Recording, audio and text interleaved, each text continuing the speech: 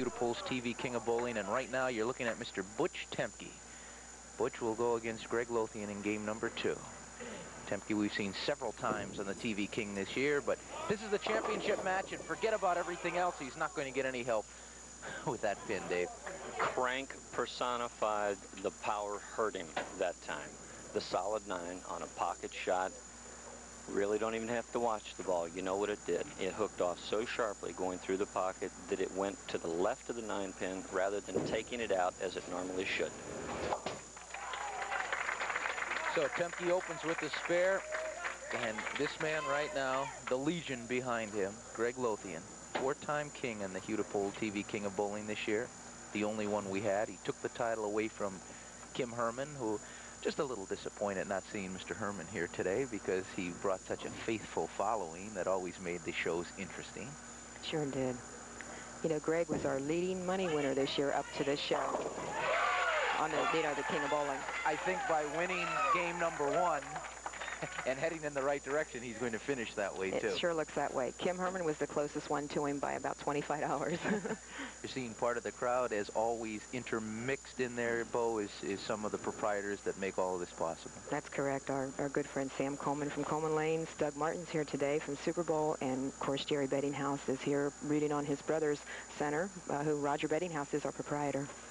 To set up the match, Greg says the left lane is playing just a little tighter today. And that's what might happen if the left lane is a little bit tighter, the solid 10. When we say tighter, we will mean that there is probably a little more oil in the area where the bowler just happens to be playing, or perhaps a little bit of a harder board. No problem, nothing wrong with the lanes, but you've got to make an adjustment and accommodate that.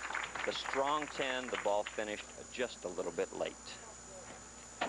Temke, as I mentioned, was on our show earlier. In week 3, we saw him over at the Super Bowl. He was a 227, 222 loser to Don Scudder. Then again in week number 8, or week number 9, we saw him over at Stumps Lanes. And he lost that match by the closest of margins, 170 to 168 to Robin Burris. But he's on his horse today, Dave. Both players playing approximately the same area of the lane. However, look at his ball. How far out is it before it comes into the pocket? Pretty far, and he gets a good angle on the shot. 10 pins, all of them doing their job. Butch Temke appears to be very comfortable on this pair. As we mentioned yesterday, he rolled a 278 on the pair in a 1389 6-game series, and that was only second to Steve Miner, who rolled a 1412. We'll see Mr. Miner in the next game. There you take a look at the score. Butch Temke actually perfect through 3, leaving a solid 10 pin in the first frame. Greg Lothian, solid 10, second frame. Both players are in the pocket, and that's where you have to be. Oh, boy. He gets help from every pin. Let's see if we can pick it up here on the replay. If Greg Lothian ever complains again about losing a hit, let's remind him of this one. Right straight through the heart. He had the 4, 6, 7, 10. Anything else up there that would have complicated his life, but all gone. And he knew it as he clasped those hands together. Maximum break. Boy, that's where you want to see it too. Championship week. Crucial point. Greg Lothian got the break of his life. And he capitalizes on it. He does. You know, sometimes in any sport, you get a break like that, your tendency is to let down right after it because of the relief, I guess, from the break. But I'll tell you, Lothian, we've seen him several times this year, have a shaky frame and then just come back and roll a string of them. Actually, at this level of competition, a break doesn't make you sloppy, Tom. It makes you hungry to put the next one right up in there, I'll tell you. A 3-bagger for Butch Temke. Perfect through 4. Every ball has been exactly where you want it to be. 1-3, losing the solid 9 in the first frame. Butch Temke is going to be tough to beat. You know, Bo, we have a very close fraternity of the BPA brothers, but it always seems to be growing, and this year it grew by a couple more members. That's correct. We have some fairly new members of the Bowling Proprietors Association this year. Fairfield Lanes has joined us. Eastgate Lanes and Holly Lanes, the most recent joinee. I have a feeling Butch Temke will be at those coming up if he keeps on striking like this. Let's take a look at this. No deflection, no problem whatsoever. Right straight into the pit. A perfect, perfect shot. So I have a feeling that, Dave, as we've seen so many times this year, this one can come right down to frames 10, 11, and 12 here.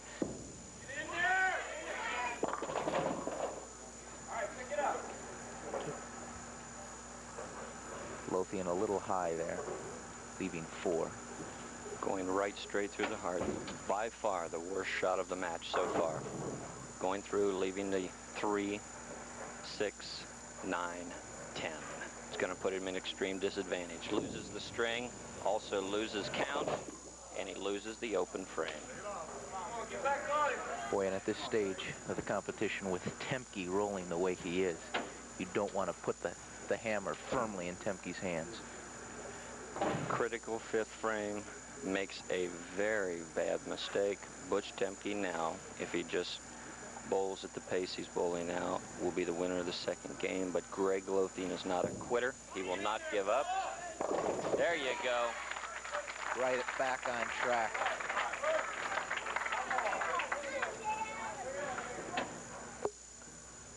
A little bit about Temke. He's a 28-year-old from Cincinnati, Ohio. He's been bowling since he was 16, so I mean he knows what it's like to be in competition. Bowls over at Western Bowl, and 3 to 6 times a week he tries to get out there.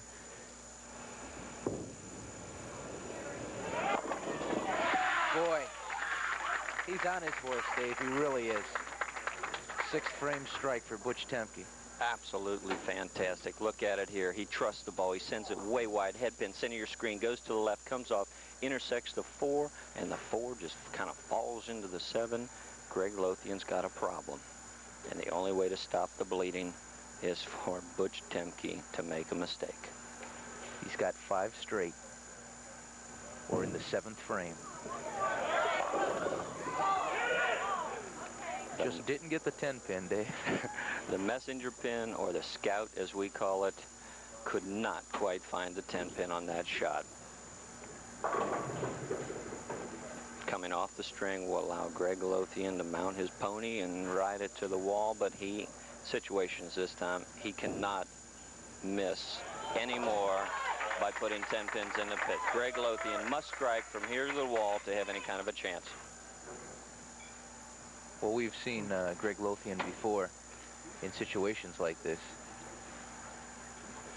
And when we come back, we'll continue with the Lothian-Temke match. This is Game 2 of Hudepohl's TV King of Bowling Finals here on Channel 5.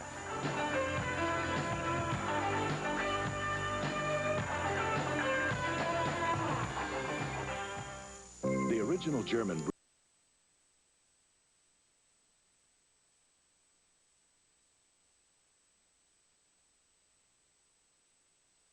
After all, it's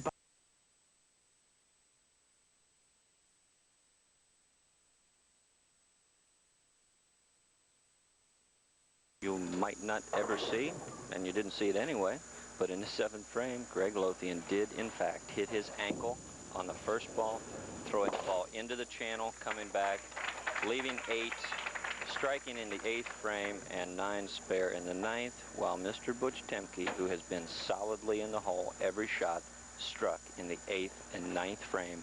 This game is over. Butch Temke will advance to the final match. Against Steve Miner, and that will be quite a match, Dave. Lothian is not going to go out a slouch, though. No, I tell you what, he's not a quitter. He is not a quitter. He never has been, never will be, even though the game is over. He's got a lot of pride. He wants to strike it out here and hopefully get 190. And there are going to be many more TV King of Bowling shows for Greg Lothian. At 22 years old, he's got a nice future ahead of him. You bet. And for the bowlers at home who have hit their ankle on their first shot, it is incredibly painful. And for him to come back right after that shot, throw the ball in the pocket and leave the 7-10 split, and then come back the next frame and strike, it says a lot for Greg Lothian. Boy, and Temke couldn't even wait for Lothian to get off the line. He just wants to get up there and roll. And I would imagine the anxiety now takes over when you realize you're rolling your next game for $1,800. You know what the potential score is here? How about 279? All right. 279. And that brings us, Bo, to another point. That's correct. The high score in 1986 TV King of Bowling will receive... Oh, wait a minute. TV. 269, I added wrong. Well, that's okay. We Does can that tie. still work? Can we give 2 TVs? 7-Up has graciously provided us with a nice television that we are to be presenting today for the high game. And, of course, Darrell Higgins up to this point is holding a 269 high game. Way back in week 2. Never thought that would stand up that long. No problem. Oh.